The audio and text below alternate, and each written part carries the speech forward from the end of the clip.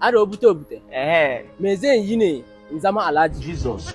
No, Aboki, just speak the thing in a layman language understand it, like in English. Speak I mean. Okay. I say pa, wetin I go do make I become alaji with this my work. Okay, ibi emeka ibula alaji n'ọlụ ga.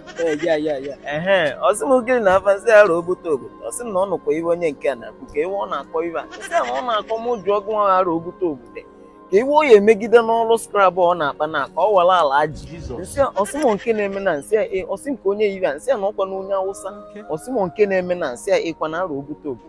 Ọsịmụ ụgwani ya n'ebe ọ na-achọ ịwa alaji na ọ ya ejekwe n'ebe ọwụ na ana aja juru ya. O ji okpokọta aja ọ na-awụ ya n'alụ ya na ọ ya wugide from there wolozi alaji na nwaya ka eji eje ije ụwa. Nsị arụ ogbute obodo nke na-eme na ọsị m ịkwanụ ọsị m gwalụzi onye Awụsa nwa nsị oke arụ ogbute obodo.